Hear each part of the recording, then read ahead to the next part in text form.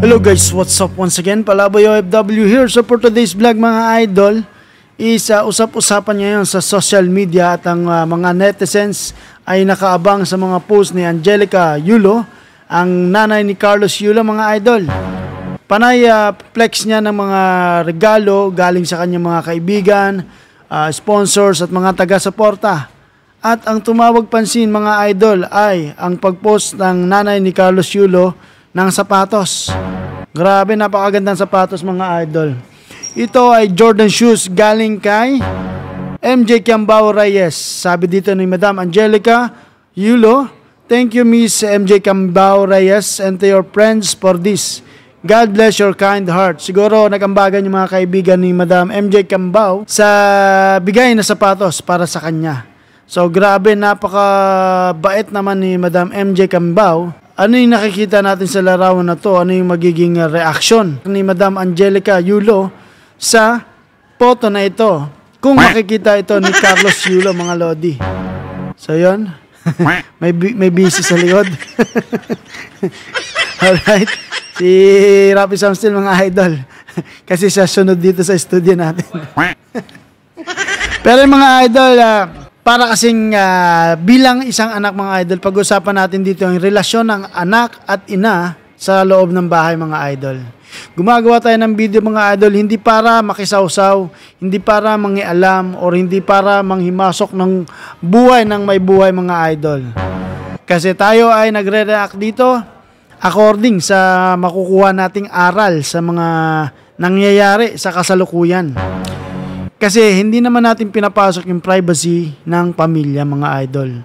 Ang problema ng pamilya is problema talaga ng pamilya, which is sila dapat ang mag-ayos niyan mga idol. Pero tayo mga netizens sa panahon ngayon mga idol, dahil sila ay nagpo-post ng video ng mga kung ano-ano. So, nagre-react lang tayo bilang isang normal citizens of the Philippines mga idol. Kasi sa mga nangyayaring ito, marami tayong aral na makukuha para sa atin, sa sarili natin, at para sa mga anak natin.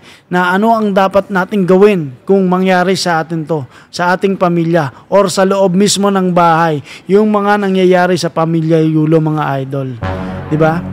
So, ang gagawin natin, alam natin ang mga pwedeng gawin, magbate, mag-ayos, pag-usapan ng mabuti. Hindi na dapat nating ilabas sa social media. Ayun yung dapat nating gawin para sa mga pamilya natin mga idol.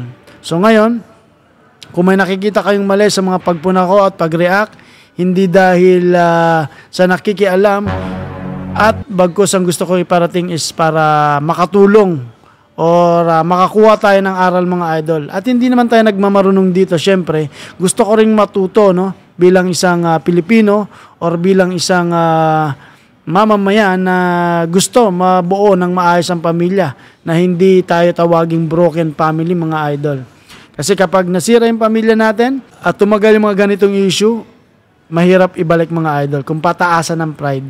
Yung pride yung nakakasira sa buhay ng tao at sa pamilya mga idol.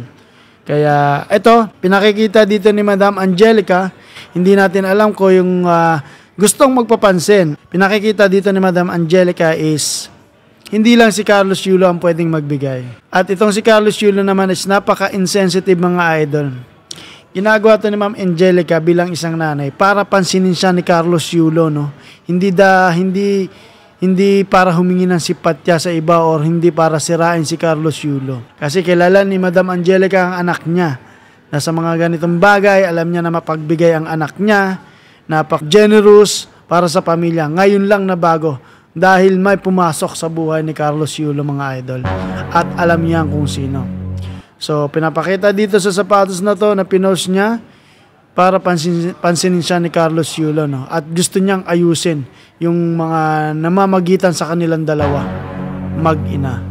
So, yun lang ang para sa akin. Kung may gusto kayong idagdag mga idol bilang isang Pilipino at bilang isang ama or anak or ina ng pamilya, i-share nyo kung anong dapat pwedeng gawin ni Carlos Yulo at anong pwedeng gawin ni Madam Angelica. Pero sa nakikita ko, walang ginagawang masama si Madam Angelica dahil si Madam Angelica ay isang nanay lamang at gustong bawiin ang anak at gustong maayos ang pamilya nila.